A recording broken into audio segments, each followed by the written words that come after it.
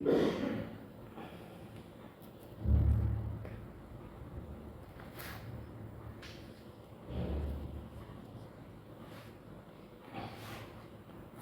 पिछला दिन हम लोग weight by weight percentage, weight by volume percentage और मोल फ्रैक्शन समझ गए थे। आज हम लोग स्टार्ट कर रहे हैं मोलारिटी के बारे में। ठीक है, सुन लिए हम। आज स्टार्ट कर रहे हैं हम लोग मोलारिटी के बारे में। तो मोलारिटी को हम लोग कैपिटल M से रिप्रेजेंट करते हैं। किससे रिप्रेजेंट करते हैं? कैपिटल M से। और जो मोलारिटी होता है वो क्या होता है? मोलारिटी होता है number of moles of solute present in 1 litre of solution. इसका मतलब क्या होता है? Number of moles of solute present in 1 litre of solution. Solute का मोल्स 1 लीटर सॉल्यूशन में कितना है वो होता है मोलारिटी। वो क्या होता है? मोलारिटी। मान लो किसी का 1.5 मोल प्रेजेंट है इन 1 litre, 1.5 mole of solute in 1 litre solutions. इसका मतलब इसका मोलारिटी कितना हो गया? 1.5 m हो गया। यहाँ पर क्वेश्चन आता है कि ये टेम्परेचर डिपेंडेंट है या इनडिपेंडेंट है। तो मोलारिटी में वॉल्यूम आ रहा है तो ध्यान ये रखना है कि ये क्या होने वाला है? टेम्परेचर डिपेंडेंट होने वाला है। क्या हो जाएगा? टेम्परेचर डिपेंडेंट हो जाएगा। क्यों? क्योंकि इसमें क्या आ रहा है? वॉल्यूम आ रहा है। कुछ यूनिट कन्वर्जन याद रख लेना है। 1 लीटर बराबर क्या होगा? 1000 ml और 1 मीटर क्यूब बराबर 1000 लीटर। दो को याद रख लेना, इससे काम हो जाएगा। ठीक है, एक और याद रखने का मन है तो 1 सेंटीमीटर क्यूब बराबर 1 ml होता है। दोनों जो यूनिट है वो सेम है। ठीक, तो सबसे पहले हमको ये समझना है कि यहाँ से यदि हमको मोलारिटी का फार्मूला यदि कोई पूछे तो हम ऊपर में बोलेंगे number of moles of solute divided by volume of solution, volume of solution in litre. तो उससे हमको पता चल जाएगा मोलारिटी। लेकिन अधिकतर टाइम में क्या होता है, ध्यान नहीं रखना है कि अधिकतर टाइम में क्या होता है कि जो हम लोगों के पास वॉल्यूम दिया हुआ रहता है वो ml में दिया हुआ रहता है। क्या रहता है? अधिकतर टाइम ml में दिया हुआ रहता है। तो number of moles of solute divided by volume जो है सॉल्यूशंस का, वो हम लोग जब ml में रखेंगे तो तुमको पता है कि ml को यदि हम लीटर में बदलना चाहते हैं तो हमको 1000 से क्या करना पड़ेगा?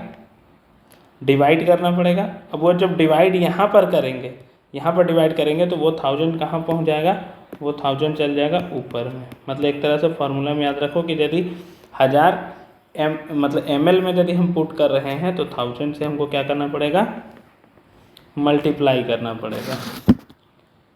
ठीक है, यहाँ से तुम एक चीज़ देखो, मोलारिटी बराबर क्या आ रहा है? N/V। सिंपल सा ये बात किया जा रहा है कि मोलारिटी है, ऊपर में हम रखेंगे मोल्स और नीचे में रखेंगे वॉल्यूम रखेंगे। ठीक है, ये समझ में आ गया? तो किसी का भी यदि तुमको मोल्स वगैरह मतलब मोलारिटी निकालना हो तो तुमको सबसे पहले मोल्स निकालना पड़ेगा। देखो ये क्वेश्चन पूछता है कि which of the following is temperature dependent और टेम्परेचर इंडिपेंडेंट क्वांटिटी। तो ध्यान में रखना, अधिकतर टाइम जो आंसर जाता है वो जाता है मोलालिटी, स्मॉल m जाता है। क्या जाता है? Small m। आगे बढ़ सकते हैं हम लोग। जिसमें वॉल्यूम नहीं होगा वो क्या होने वाला है? टेम्परेचर इंडिपेंडेंट होने वाला है। जिसमें वॉल्यूम आ जाएगा वो टेम्परेचर डिपेंडेंट बन जाएगा। अब देखो इसी से रिलेटेड हम लोग के पास एक क्वेश्चन है। क्वेश्चन क्या बोलता है कि calculate the molarity of a solution containing 5 gram of NaOH in 450 ml of solution। बताओ कैसे बनेगा ये क्वेश्चन। ये जो क्वेश्चन दिया गया वो किसको किस तरह से सॉल्व करेंगे हम लोग।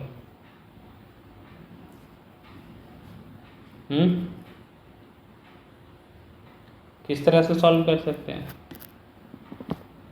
देखो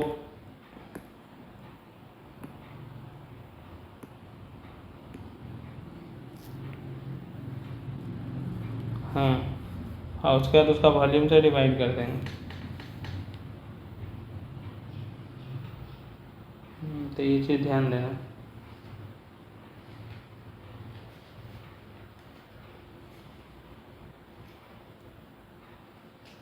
मैंने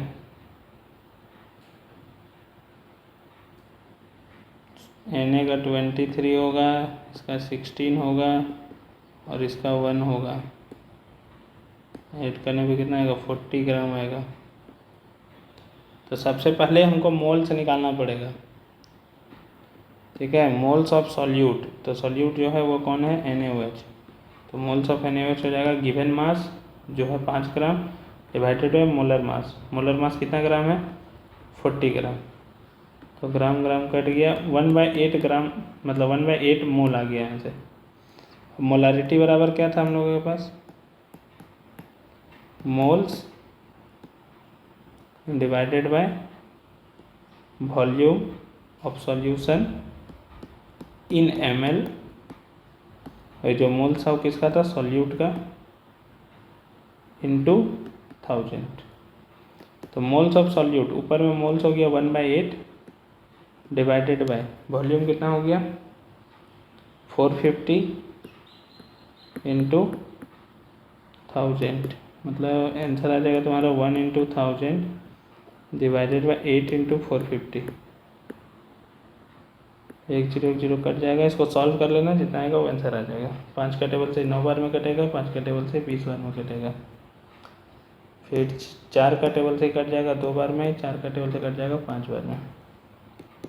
तो 5/18 5/18 डिवाइड हो जाएगा ना।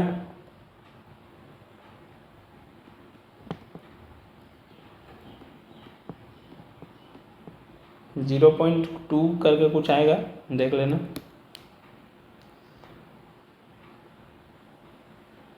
फ्रैक्शन में जनरली आंसर नहीं लिखा हुआ रहता है, तुमको आंसर सॉल्व करके ही लिखना पड़ेगा। जनरली जो आंसर रहता है वो हम लोग फ्रैक्शंस में नहीं लिखते हैं। यदि MCQ है और फ्रैक्शन दिया हुआ तब तो कोई दिक्कत नहीं है। इस बार जैक बोर्ड में ये क्वेश्चन पूछा था, लेकिन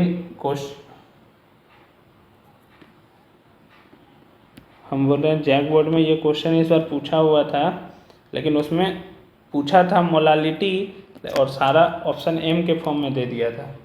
क्वेश्चन बोनस था मतलब एक तरह से। अब पता नहीं सबको एक एक नंबर मिला या नहीं मिला।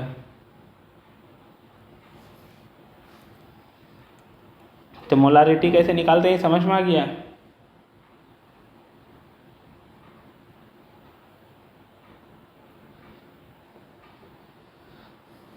तो आगे हम लोग के पास है मोलालिटी।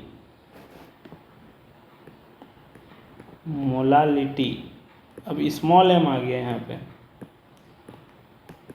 और ये टेम्परेचर इंडिपेंडेंट क्वांटिटी होगा क्योंकि यहाँ पर वॉल्यूम नहीं आने वाला है। टेम्परेचर इंडिपेंडेंट कैसा क्वांटिटी होगा। हाँ ये क्वेश्चन आता है, ये क्वेश्चन कंफर्म आएगा।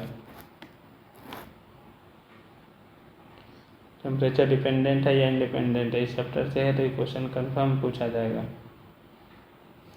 अब देखो मोलालिटी ही ऐसा टर्म है जहाँ पर ऊपर में तो सबसे पहले हम लोग जो जिस तरह मोलारिटी लिख रहे थे उसी तरह लिखेंगे, number of moles of solute divided by, उसमें क्या लिखे थे, volume of solution in litre. यहाँ पर जितना भी टर्म है कहीं पर भी नीचे में सॉल्वेंट नहीं लिखा हुआ रहता है, सिर्फ मोलालिटी ऐसा टर्म है जहाँ पर हम लेते हैं नीचे में मास ऑफ सॉल्वेंट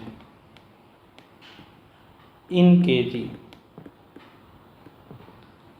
मतलब इसको यदि डिफाइन करना हो मोलालिटी को तो हम बोल सकते हैं moles of solute dissolve in 1 kg of solvent. 1 kg of solvent में डिसॉल्व का बात करता है ये, ठीक है। और यहाँ पर इम्पॉर्टेंट है कि क्योंकि सब जगह स्टार्टिंग से सॉल्यूशंस है, यहाँ पर पहली बार सॉल्वेंट यूज़ होता है। और सेम उसी तरह से यहाँ पर यदि हम बात करते हैं तो number of moles of solute, और यदि हम यहाँ पर मास को ग्राम में रख देते हैं, मास ऑफ सॉल्वेंट इन ग्राम, तो यदि हम ग्राम में रखते हैं तो ग्राम को किलोग्राम में बदलने के लिए 1000 से डिवाइड देना पड़ेगा, तो 1000 चल जाएगा ऊपर। तो ये फार्मूला ज़्यादा टाइम यही यूज होगा क्योंकि तुम्हारा जो फार्मूला है वो ग्राम में ही रहेगा, किलोग्राम में बहुत कम ही चांस रहता है कि तुमको देखने को मिले, ठीक है। अब जैसे मान लो लिखा हुआ तुम्हारे पास 2 मोल पर केजी सॉल्यूशन ऑफ KCl। इसका मतलब क्या हुआ, इसका मतलब हुआ कि 1 मोल ऑफ, मतलब इसका मतलब हुआ 2 मोल जो KCl है, 2 मोल KCl जो है वो डिसॉल्व है कितना, 1 kg ऑफ वाटर में, ठीक है।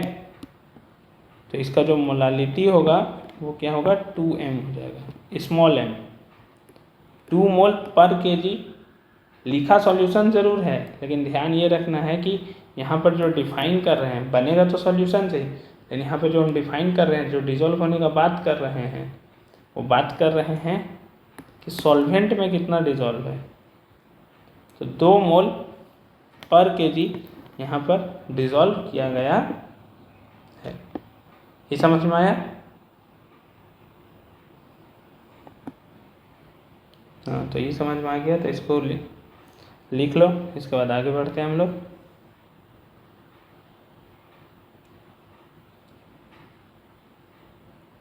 देखो यहाँ पे ध्यान देने तुमको क्या क्या बोले, कौन सा टर्म टेम्परेचर इंडिपेंडेंट होगा, तो ध्यान से देखना। मास परसेंटेज, एक टर्म होता है पार्ट्स पर मिलियन, मोल फ्रैक्शन, फिर तुम्हारा मोलालिटी, ये सब जितना भी टर्म है सब क्या है, टेम्परेचर इंडिपेंडेंट है, क्योंकि किसी में भी इंडिपेंडेंट, क्योंकि किसी में भी वॉल्यूम नहीं है, ठीक है। पार्ट्स पर मिलियन अभी बात कर रहे हैं उसके बारे में बात नहीं की है हम लोग, पार्ट्स पर मिलियन बता रहे हैं। देखो पार्ट्स पर मिलियन अलग से कुछ नहीं है, वर्ड पे ध्यान दो तो लिखा हुआ है पार्ट्स पर मिलियन, मतलब 1 मिलियन में कितना पार्ट है। यदि तुम्हारे पास 1 मिलियन सॉल्यूशंस है, 1 मिलियन मतलब कितना, 10⁶, उसमें कितना सॉल्यूट है। मतलब ये सब तब हम लोग यूज करते हैं जब सॉल्यूट बहुत कम अमाउंट में डिसॉल्व होता है। जैसे तुम कभी कोई दवा वगैरह लेना या फिर कोई ऐसा चीज़ उसमें कंपोनेंट पढ़ना तो देखना लिखा हुआ रहता है ppm में।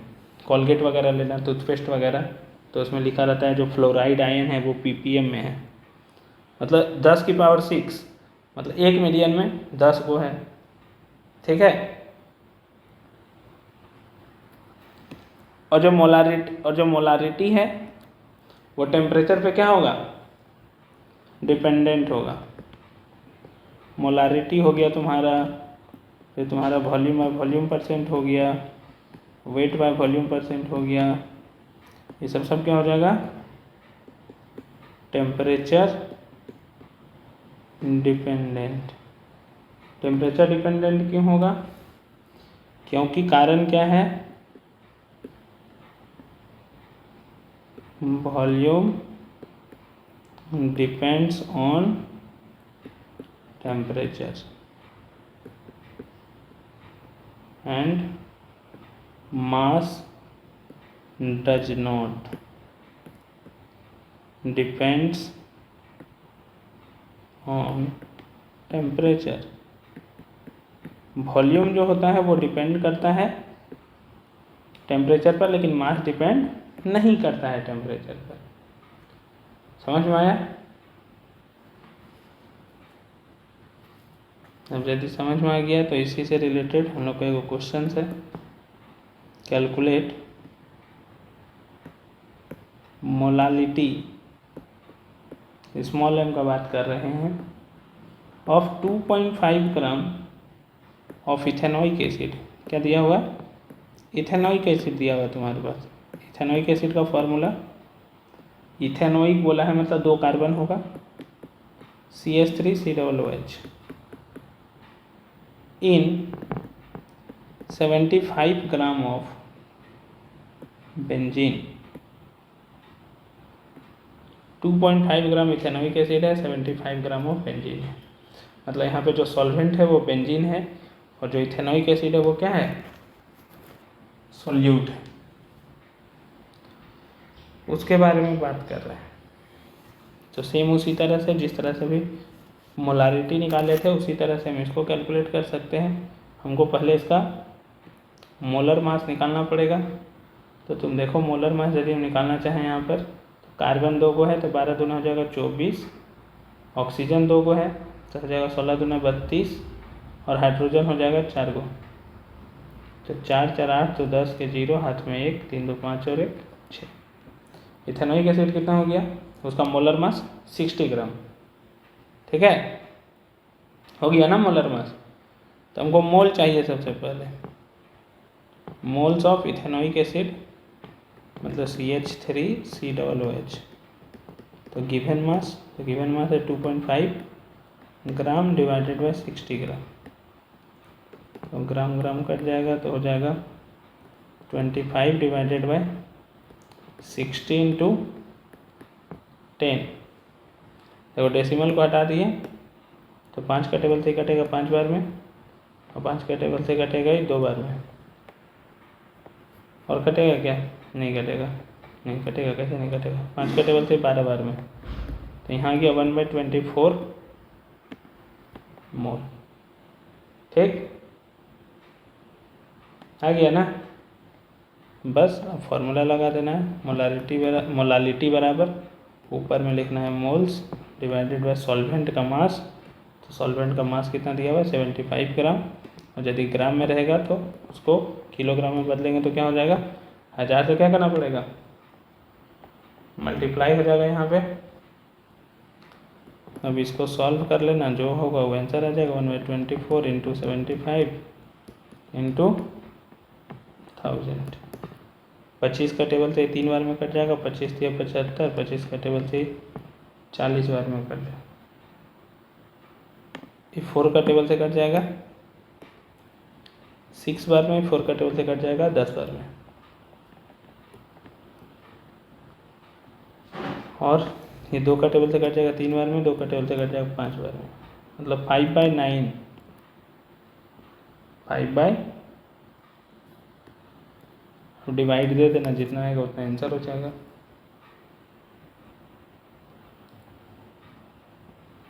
मतलब डिवाइड हो गया कि कैलकुलेटर से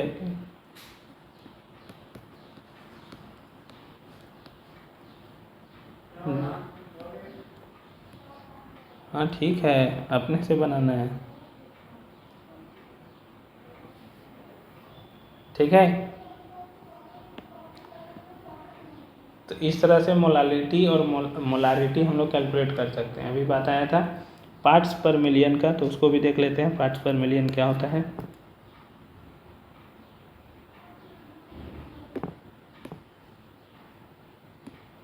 क्या हुआ?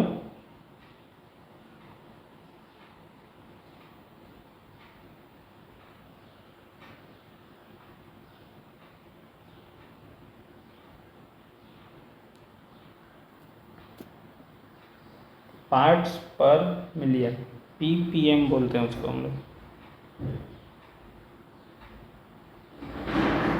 क्या बोलते हैं?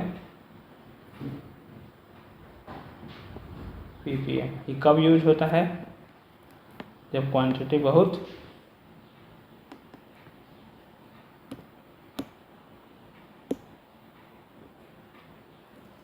रुके हुए हैं। तुम्हारा हो गया लिखा हुआ?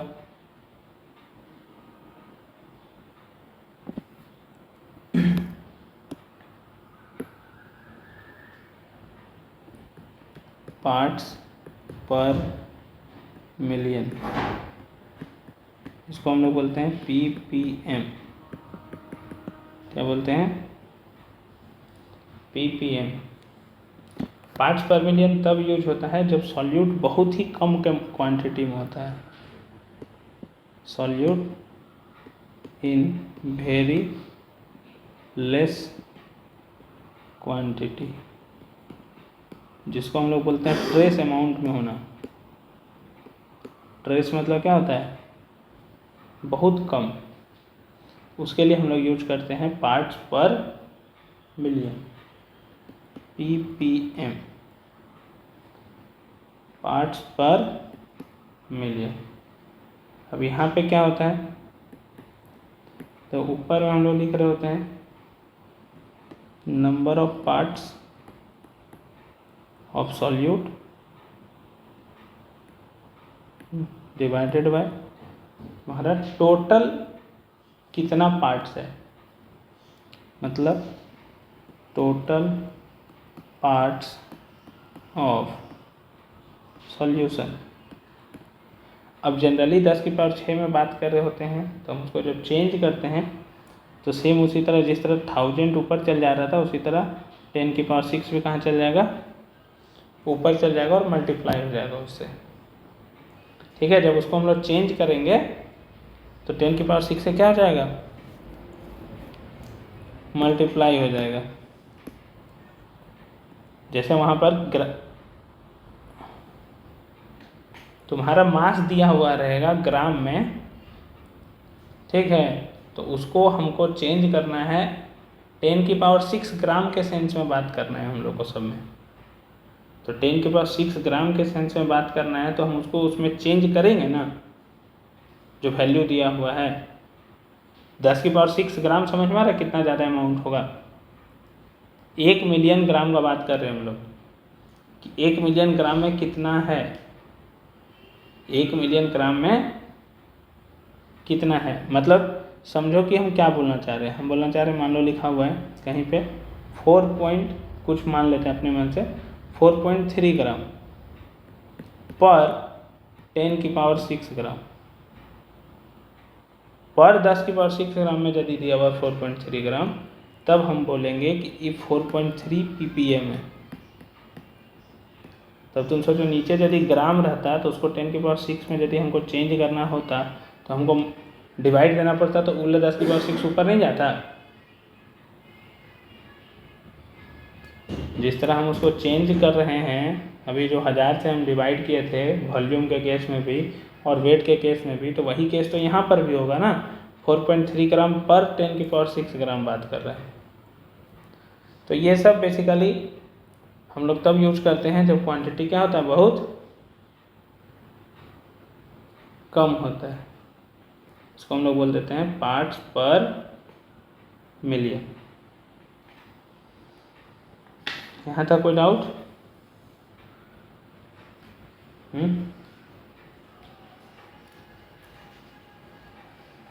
तो कुछ क्वेश्चन है एनसीईआरटी में, इन टेक्स्ट क्वेश्चन एक बार बुक में देखना, वहाँ पे ट्राई करने की कोशिश करना। हमें क्वेश्चंस लिख रहे हैं क्वेश्चन है तुम्हारे पास, calculate the mass percentage of benzene. Benzene क्या होता है? C6H6, ये होता है ना। And carbon tetrachloride. Carbon tetrachloride क्या होता है? CCl4। कार्बन टेट्राक्लोराइड क्या होता है? If 22 gram of benzene is dissolved in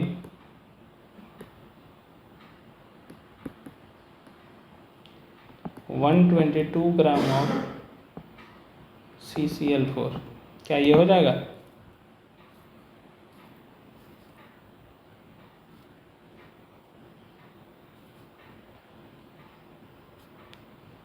पहला वाला पूछा है, पहला वाला टर्म पूछा है जो हम लोग पहले पढ़े थे।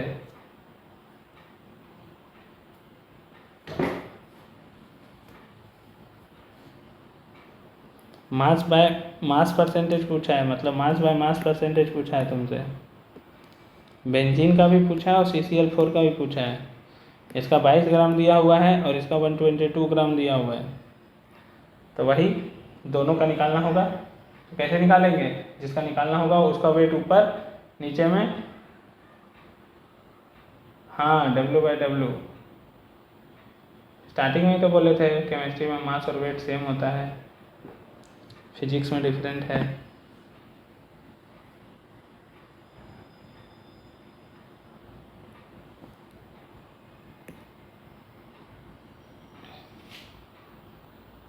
बन जाएगा।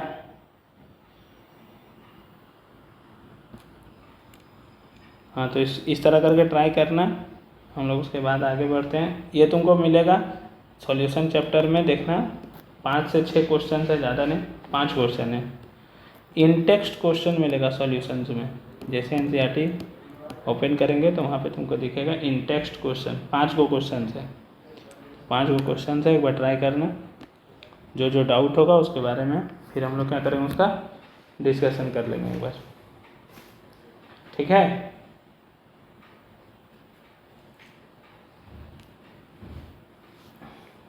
ऊपर में मास और बेंजीन लिखेंगे जब बेंजीन का निकालेंगे तो, और नीचे में टोटल मास लिखेंगे, टोटल मास नीचे लिखेंगे। नीचे लिखेंगे बेंजीन का मास प्लस सॉल्यूट में क्या था तुम्हारा, मतलब सॉल्यूट तो बेंजीन ही था, CCl4 का मास इंटू 100 कर देंगे। जिसका निकालना होगा उसका मास ऊपर में। बेंजीन का मास 78 कैसे होगा? 22 ग्राम दिया हुआ ना क्वेश्चन में।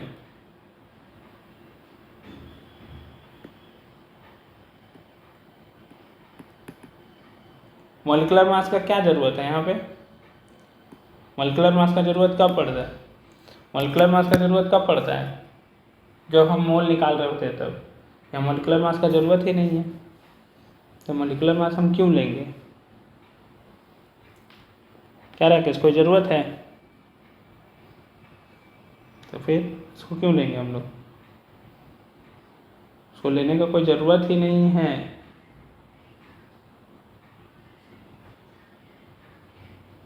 ये समझ में आया?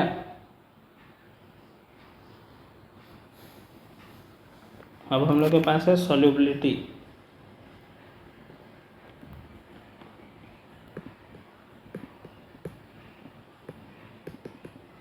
सॉल्युबिलिटी का यदि हम बात करते हैं, सॉल्युबिलिटी क्या होता है?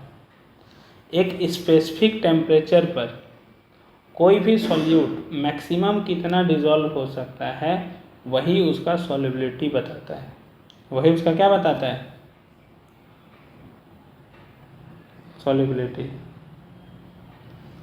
तो ये बेसिकली बताता है कि मैक्सिमम अमाउंट ऑफ जो सॉल्यूट है वो कितना डिज़ोल्व होगा एक सॉल्वेंट में, और एक फिक्स टेम्परेचर पर। टेम्परेचर चेंज करेंगे तो सॉल्युबिलिटी चेंज होगा। तो यहाँ पे ध्यान में रखना, सॉल्युबिलिटी के बारे में यदि हम बात करेंगे तो हम बोल सकते हैं कि सॉल्युबिलिटी ऑफ ए सब्सटेंस, किसी भी सब्सटेंस का मान लो हमको सॉल्युबिलिटी पता करना है, तो हम बोलेंगे कि वो कितना मैक्सिमम डिजॉल्व हो सकता है। Solubility of a substance is its maximum amount that can be dissolved in a।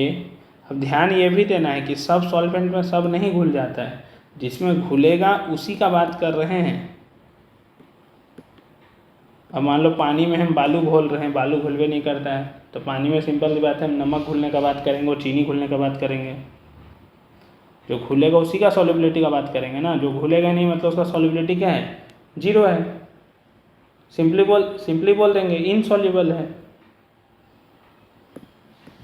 क्या बोल देंगे उसको? तो यहाँ पे ध्यान देने वाला बात यह है कि तुमको पता होना चाहिए कि टेम्परेचर एक स्पेसिफाइड होता है और अमाउंट जो होता है वो मैक्सिमम होता है, तब हम सॉल्युबिलिटी को डिफाइन करते हैं। और ये भी रखना है कि जो सॉल्यूट है, जो सॉल्वेंट है, उसका अमाउंट भी स्पेसिफाइड होना चाहिए। मान लो एक एग्जांपल के तौर पर हम 1 गिलास पानी लिए और उसमें 1 चम्मच चीनी घोलें, और 2 गिलास पानी लिए और 1 चम्मच चीनी घोलें, तो 2 गिलास पानी में ज़्यादा चीनी घुल सकता है ना, क्योंकि अमाउंट क्या हो चुका है, बदल चुका है। तो इसीलिए यहाँ पे वर्ड यूज किया है specified amount of solvent eight a specified temperature. ठीक है। अब सॉल्युबिलिटी डिपेंड्स किस पे करता है। सॉल्युबिलिटी यदि हम बात करते हैं तो डिपेंड्स किस पे करता है। तो सबसे पहला सॉल्यूट पर डिपेंड करेगा और सॉल्वेंट पर भी डिपेंड करेगा। तो सबसे पहले हम बात कर सकते हैं nature of solute and solvent. Solute और सॉल्वेंट दोनों का नेचर पे डिपेंड करेगा। दूसरा किस पर डिपेंड करेगा, टेम्परेचर पर डिपेंड करता है और प्रेशर पर भी डिपेंड करता है। टेम्परेचर पर भी डिपेंड करता है और प्रेशर पर भी डिपेंड करता है। कौन डिपेंड करता है?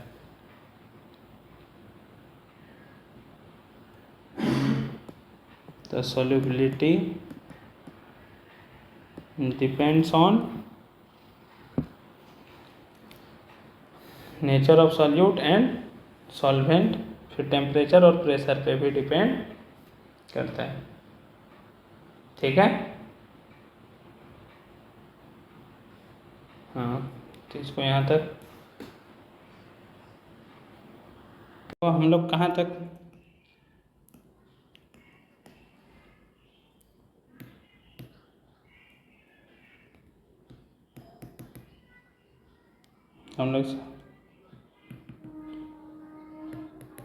हम लोग यहाँ तक बात कर लिए थे कि जो सॉल्युबिलिटी होता है वो क्या होता है, मैक्सिमम अमाउंट ऑफ सॉल्यूट होता है जो डिज़ोल्व होता है एक स्पेसिफिक सॉल्वेंट में और स्पेसिफिक अमाउंट ऑफ सॉल्वेंट में। और टेम्परेचर भी क्या होता है, एक स्पेसिफाइड होता है, मतलब टेम्परेचर और प्रेशर पर डिपेंड करता है और साथ साथ में किस पर डिपेंड करता है, साथ साथ में डिपेंड करता है टेम्परेचर और प्रेशर पर। तो सबसे पहले हम बात करते हैं जो सॉल्युबिलिटी है। ठीक है, सॉलिड का लिक्विड में किस तरह का सॉल्युबिलिटी देखने को मिलता है हम लोगों को। तो सबसे पहले हम बात करें solubility of a solid in a liquid. सबसे पहले हम किस में बात कर रहे हैं, solubility of A solid in a liquid. तो देखो सब तरह का सॉलिड सब तरह का लिक्विड में डिज़ोल्व नहीं होता है। सबसे पहला तो क्वेश्चन ये है कि सब तरह का सॉलिड सब तरह में डिज़ोल्व नहीं होता है।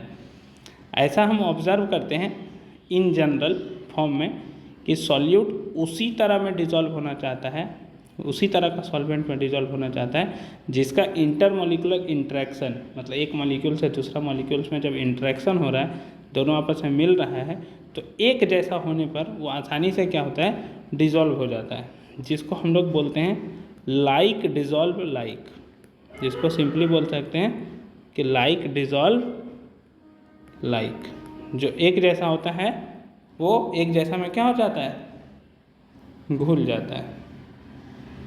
ठीक है, जिसको हम लोग क्या बोलते हैं, हाँ हम क्या बोल रहे थे कि लाइक डिजॉल्व लाइक, मतलब जो एक जैसा होता है वो उसी के जैसा में क्या होना चाहता है, घुलना चाहता है। सब सॉलिड सब लिक्विड में नहीं घुल सकता है, जो जैसा होता है उसी के जैसा घुल जाता है एक साथ। जैसे कि जो पोलर सॉल्यूट है वो पोलर सॉल्वेंट में घुलना चाहता है। पोलर सॉल्यूट किस में घुलना चाहता है, पोलर सॉल्वेंट में। अब यहाँ पे पोलर एक वर्ड आया,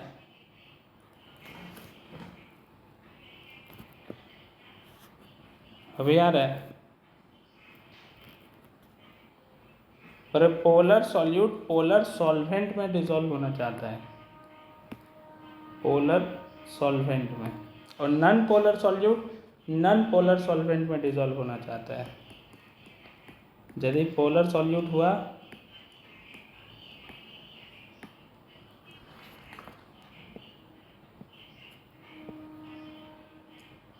लाइक डिसॉल्व लाइक में जो पोलर सॉल्यूट है पोलर सॉल्वेंट में डिसॉल्व होना चाहता है, और जो नॉन पोलर सॉल्यूट है वो नॉन पोलर सॉल्वेंट में डिसॉल्व होना चाहता है। अब यहाँ पे ध्यान देने वाला बात ये है कि नॉन पोलर जो वर्ड है वो क्या है और पोलर जो वर्ड है वो क्या है, इसके बारे में हम लोग थोड़ा सा समझते हैं। डाइपोल मोमेंट का एक कॉन्सेप्ट होता है, वैसे ज़्यादा हम लोग को यहाँ पे डिस्कस नहीं करना है इसके बारे में। जिसका डाइपोल मोमेंट जीरो नहीं होता है उसको हम लोग पोलर बोलते हैं, और जिसका डाइपोल मोमेंट जीरो होता है उसको हम नॉन पोलर बोलते हैं। जैसे कि एग्जांपल के तौर पर समझ लो कि यदि CH4 लिखा हुआ है तो कार्बन है और 4 बॉन्ड हाइड्रोजन है, तो इसका जो नेट रिजल्टेंट होगा वो क्या होने वाला है, जीरो होने वाला है। जो नेट रिजल्टेंट है वो क्या होने वाला है, जीरो। क्यों, क्योंकि सब तरफ सेम चीज़ जुड़ा हुआ है। लेकिन यही हम CH3Cl लेते तो 3 हाइड्रोजन है और एक क्लोरीन है। अब यहाँ पे जो पोलैरिटी होगा वो क्या होगा, चेंज हो जाएगा। यहाँ पे जो पोलैरिटी है वो क्या हो जाएगा,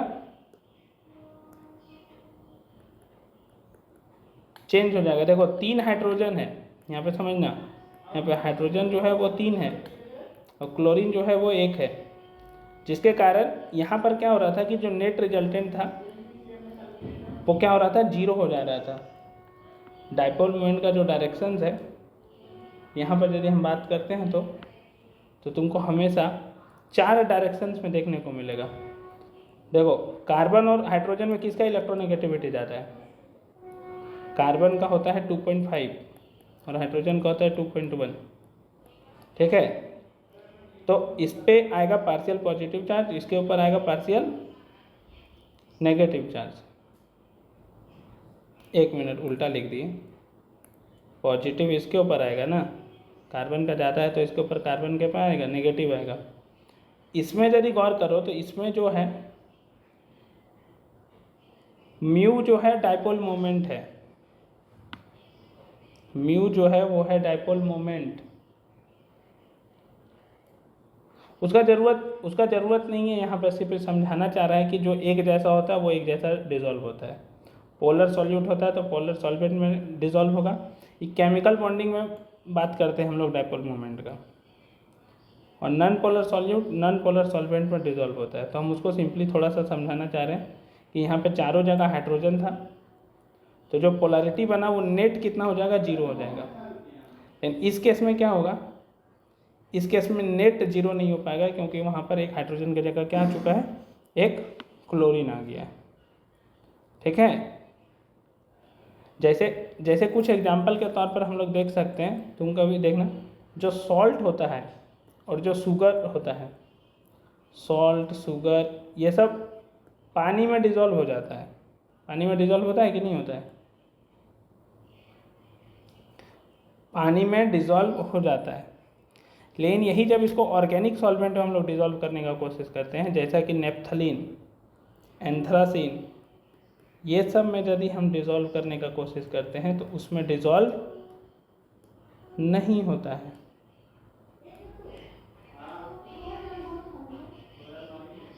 ठीक है। 1 मिनट, नेफ्थलीन और एंथ्रासिन खुद उसके बारे में है, हमको यहाँ बेंजीन लिखना था। ये सॉल्वेंट है, ये सॉल्यूट है। बेंजीन में 1 मिनट यहाँ पे ध्यान देना, हम क्या बोले फिर से थोड़ा सा, हम बोले कि सॉल्ट और शुगर जो होता है वो वाटर में तो डिज़ोल्व हो जाता है, लेकिन बेंजीन जैसा जो सॉल्वेंट है उसमें डिज़ोल्व नहीं हो पाता है। बेंजीन जैसा सॉल्वेंट में डिज़ोल्व नहीं हो पाता है। लेकिन यही यदि हम देखें तुम्हारा नेफ्थलीन और एंथ्रासिन, नेफ्थलीन और एंथ्रासिन का यदि हम बात करते हैं तो नेफ्थलीन और एंथ्रासिन जो है वो तुम्हारा, नेफ्थलीन और एंथ्रासिन जो है तुम्हारा वो बेंजीन में डिज़ोल्व हो जाता है, लेकिन वाटर में डिज़ोल्व नहीं होता है। मतलब यहाँ से पता चलता है कि जो जैसा होता है उसी में डिज़ोल्व होना चाहता है। तो यहीं से हम लोग कॉन्सेप्ट बनाते हैं कि लाइक डिज़ोल्व लाइक, जो एक जैसा होता है वो उसके जैसा ही डिज़ोल्व होना चाहता है। ठीक है, इसीलिए हम बात किए यहाँ पे लाइक डिज़ोल्व लाइक। तो लाइक डिज़ोल्व लाइक का कॉन्सेप्ट ये था। अब तुम लोग को पता होगा 3 तरह का सॉल्यूशंस होता है, पता है, अनसैचुरेटेड, सैचुरेटेड और सुपर सैचुरेटेड। इसका अनुमान है थोड़ा सा।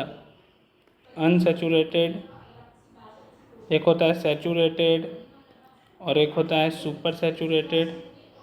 इसके बारे में पता है कि नहीं पता है? अनसैचुरेटेड, सैचुरेटेड और सुपर सैचुरेटेड क्या होता है बताओ? अनसैचुरेटेड, सैचुरेटेड और सुपर सैचुरेटेड, कोई आइडिया है तो बताओ थोड़ा सा।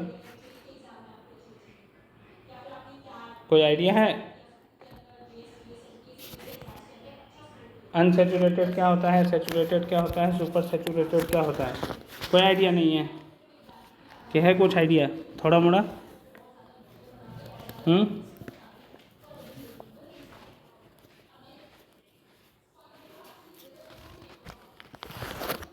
बोलो।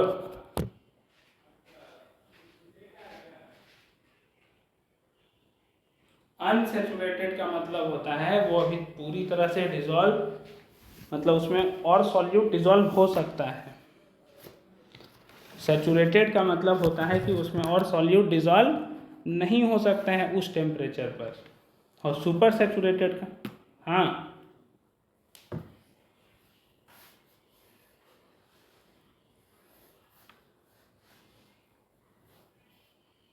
डिसॉल्व और सॉल्युबल में क्या डिफरेंस है? डिसॉल्व और सॉल्युबल तो एक तरह से एक ही चीज़ हो जाएगा तुम्हारा। डिसॉल्व मतलब वो चीज़ उसमें घुल गया जिससे उसका कंसंट्रेशन बढ़ रहा है। सॉल्युबल का मतलब भी वही है कि वो उसमें घुल रहा है, सॉल्युबल है मतलब घुलने का एबिलिटी है। यहाँ पर देखो एक वर्ड आता है क्रिस्टलाइजेशन करके। जैसे कि जब हम ज़्यादा घुलते जाएंगे ना तो कुछ समय के बाद क्या होगा कि वो घुलना बंद होगा और नीचे बैठने लगेगा। तो उस समय जो वर्ड यूज करते हैं उसको हम लोग बोलते हैं क्रिस्टलाइजेशन, मतलब क्रिस्टलाइज हो जाता है। क्या हो जाता है? क्रिस्टलाइज। जैसे एक समय के बाद मान लो हम पानी में चीनी घोल रहे हैं तो कुछ समय के बाद क्या होगा कि कुछ समय के बाद चीनी का जो अमाउंट है वो इतना ज़्यादा हो जाएगा कि घुलना बंद कर देगा। अब यदि उसको घोलना होगा तो हमको उसका टेम्परेचर को बढ़ाना पड़ जाएगा। हमको उसका टेम्परेचर को क्या करना पड़ेगा? बढ़ाना पड़ जाएगा, या फिर सॉल्वेंट का अमाउंट को बढ़ाना पड़ जाएगा। कुछ ना कुछ तो चेंज करना पड़ेगा तभी पॉसिबल हो पाएगा। तो यहाँ पे ध्यान देना, सैचुरेटेड, अनसैचुरेटेड और सुपर सैचुरेटेड।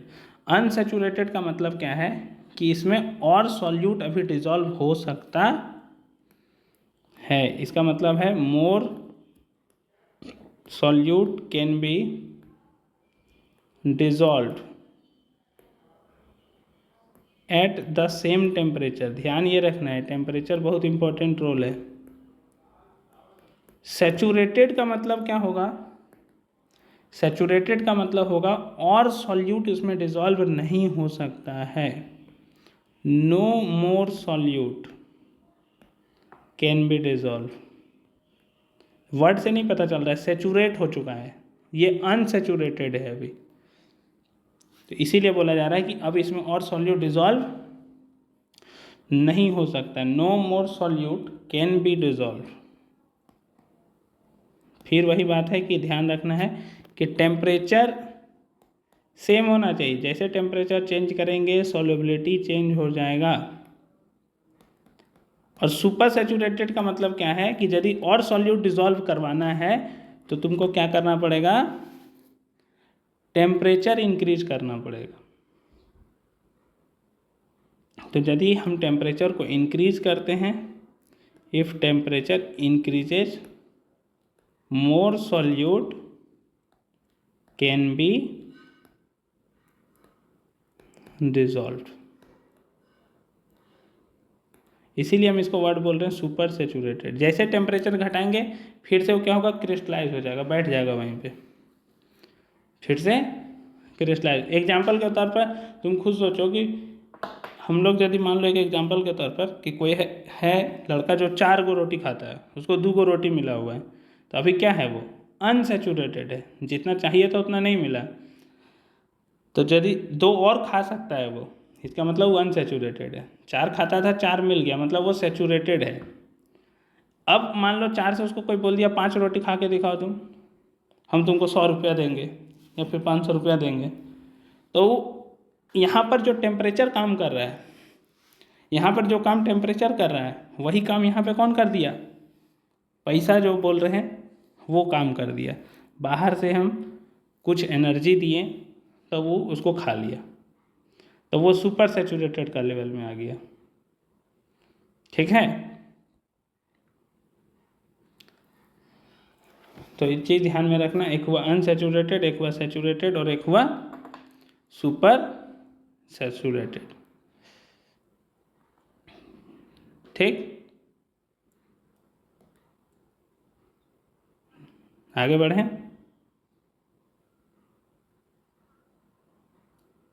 देखो इसी को हम लोग दूसरा वर्ड में इस तरह से समझ सकते हैं कि जैसे सबसे पहले तो 2 चीज़ समझो, एक होता है डिसोल्यूशन, ठीक है, एक क्या होता है डिसोल्यूशन, और एक क्या होता है क्रिस्टलाइजेशन। एक है हम लोग के पास डिसोल्यूशंस और एक हम लोग के पास क्रिस्टलाइजेशन। डिसोल्यूशंस का मतलब क्या होता है कि कुछ सॉल्यूट उसमें डिसॉल्व हुआ और सॉल्यूशन का जो पहले कंसंट्रेशन था वो इंक्रीज हो गया। इसमें क्या हुआ तुम्हारा डिसोल्यूशन में, some solute dissolved and its concentration increases in the solution। तब प्रोसेस को हम लोग क्या बोलेंगे, dissolution.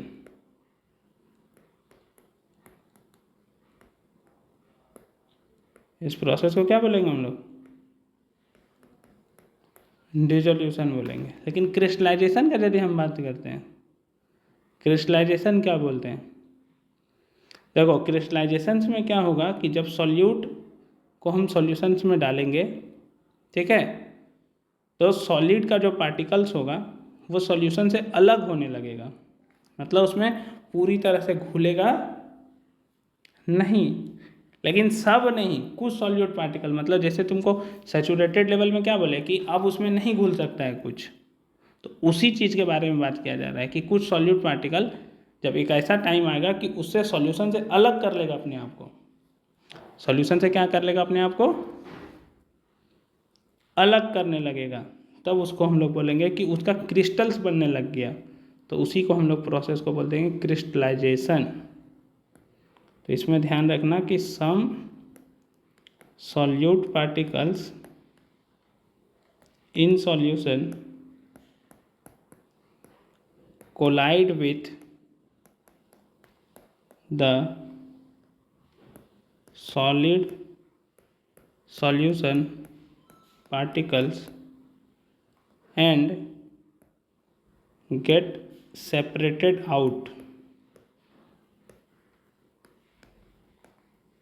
Separated out of the solution,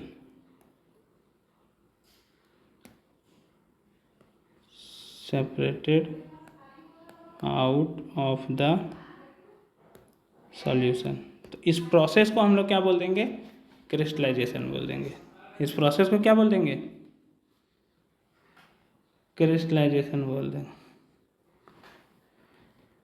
तो सोचो, यही प्रोसेस है कि जब डिसोल्यूशन हो और तुम्हारा क्रिस्टलाइजेशन हो, दोनों बराबर हो गया, दोनों एक साथ हो रहा है, मतलब इक्विलिब्रियम में आ गया, मतलब अब और सॉल्यूट इसमें डिसॉल्व नहीं हो सकता है, इसमें और सॉल्यूट डिसॉल्व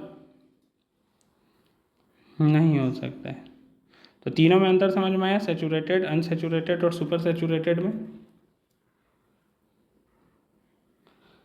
अब यहाँ पर टेम्परेचर का रोल है, तो टेम्परेचर का क्या रोल है उसके बारे में देखना। हम लोग अभी पढ़ क्या रहे हैं? Solubility of A solid in a liquid. ध्यान रखना, सॉलिड इन ए लिक्विड पढ़ रहे हैं हम लोग, तो उसमें टेम्परेचर का क्या रोल होता है उसके बारे में बात कर रहे हैं। आगे बढ़ें।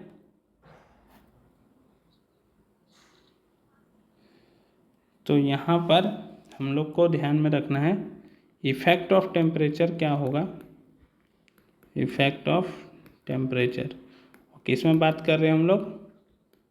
Solid in a liquid. Liquid में सॉलिड डालेंगे तो क्या होगा? तो देखो, टेम्परेचर का जैसा हम पहले बात कर रहे हैं कि टेम्परेचर का रोल होगा, और टेम्परेचर का रोल किस सेंस में होगा यदि हम बात करते हैं, तो एक जनरल केस यदि हम बात करते हैं, जैसे देखो जो हम अभी बात किए डिसोल्यूशन प्रोसेस, डिसोल्यूशन मतलब उसमें घुल रहा था, तो डिसोल्यूशन दो तरह से हो सकता है तुम्हारा। एक हम लोग सुने हैं एक्सोथर्मिक, वर्ड आ रहा है एक्सोथर्मिक, और एक एंडोथर्मिक। एक एक्सोथर्मिक हुआ मतलब जिससे एनर्जी रिलीज होगा। एक्सोथर्मिक मतलब क्या? एनर्जी क्या होने वाला है, मतलब डेल्टा एच ऑफ सॉल्यूशन जो होगा वो लेस देन 0 होगा, रिलीज होगा। और एंडोथर्मिक में एनर्जी उसको चाहिए होता है। तो यहाँ पर जो एनर्जी है डेल्टा एच, मतलब यहाँ पर एंथैल्पी बोलते हैं, लेकिन तुम सिंपली समझो ना, एनर्जी का बात कर रहे हैं।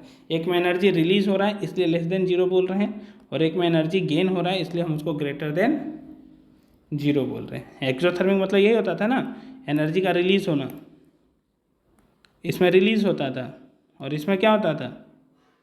गेन होता था। तो गेन है तो ग्रेटर देन 0 है, और रिलीज हो रहा है तो लेस देन 0 है। अब तुम सोचो कि यदि एनर्जी रिलीज हो रहा है मतलब हमको एनर्जी मिल रहा है, इसका मतलब तुम सोचो टेम्परेचर को बढ़ाएंगे तो कोई फर्क पड़ने वाला है? टेम्परेचर यदि हम बढ़ाते हैं तो उल्टा रिलेशन होगा, क्योंकि तुम सोचो टेम्परेचर तुमको वो खुद दे रहा है ना, एनर्जी रिलीज कर रहा है तो। हाँ, तो यदि एक्सोथर्मिक हुआ और हम टेम्परेचर बढ़ाएंगे तो सॉल्युबिलिटी क्या होने वाला है? घटने वाला है।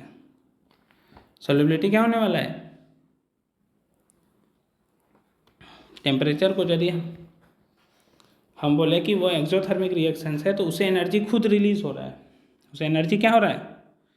खुद रिलीज हो रहा है। तो एनर्जी रिलीज होगा तो उसमें जो सॉल्युबल होने का जो एबिलिटी है वो क्या होगा? कम होगा, क्योंकि एनर्जी जब रिलीज होगा तो टेम्परेचर खुद ब खुद क्या होने लगेगा? उसमें बढ़ने लगेगा।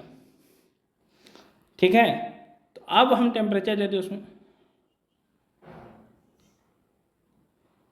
अरे तो बाहर चला जाएगा तो हमको मिलेगा ना, जो कंटेनर है वहाँ पर। अब तुम सोचो, अब उसका हम टेम्परेचर को बढ़ाने का कोशिश कर रहे हैं, तो जैसे चूना वाला एग्जांपल देखिए, चूना को जब हम पानी में डालते हैं तो उसे एनर्जी रिलीज होता है, तो चूना पानी क्या होता है? गर्म हो जाता है ना। तो बाहर चला जाएगा मतलब जिस कंटेनर में वहीं पे रहेगा ना, उसी को मिलेगा ना। हाँ, तो इन जनरल यहाँ पे बात करते हैं हम लोग कि जब टेम्परेचर को बढ़ाएंगे तो सॉल्युबिलिटी क्या होगा? घटेगा। कब? जब एक्सोथर्मिक होगा। तो ये जो फैक्ट है वो एक्सपेरिमेंटली ऑब्जर्व किया गया है, ध्यान रखना। ये जो फैक्ट है वो किस तरह से ऑब्जर्व किया गया है, एक्सपेरिमेंटली, मतलब हम एक्सपेरिमेंट किया और हमको ये रिजल्ट मिला, तब हम बात कर रहे हैं कि यदि एक्सोथर्मिक होगा और हम उसमें टेम्परेचर बढ़ाते हैं तो सॉल्युबिलिटी घट जाएगा। एंडोथर्मिक में यदि हम टेम्परेचर को बढ़ाते हैं, उसको एनर्जी चाहिए, तुम सोचो ये गेन कर सकता है, तो उसको यदि चाहिए और हम दे रहे हैं, टेम्परेचर बढ़ा रहे हैं, तो सॉल्युबिलिटी क्या हो जाएगा, बढ़ जाएगा। एंडोथर्मिक के केस में टेम्परेचर बढ़ाने पे सॉल्युबिलिटी बढ़ेगा, एक्सोथर्मिक के केस में टेम्परेचर बढ़ाने पे सॉल्युबिलिटी घटेगा। ठीक है, याद रहेगा। यही है इफेक्ट ऑफ टेम्परेचर। अब इफेक्ट ऑफ प्रेशर का यदि हम बात करते हैं कि प्रेशर का क्या इफेक्ट पड़ता है, तो सॉलिड पर प्रेशर का कोई इफेक्ट नहीं पड़ता है। सॉलिड इन ए लिक्विड का कोई इफेक्ट हम लोग को देखने को नहीं मिलता है, नॉट एनी सिग्निफिकेंट इफेक्ट, मतलब किसी तरह का इफेक्ट हमको ऑब्जर्व नहीं हो पाता है। यदि होता भी होगा थोड़ा मोड़ा तो हम उसको ऑब्जर्व नहीं कर पाते हैं। इसका मेन कारण क्या है, क्योंकि हमको पता है कि जो सॉलिड है और लिक्विड है वो क्या है, इनकम्प्रेसिबल है। सॉलिड और लिक्विड क्या है,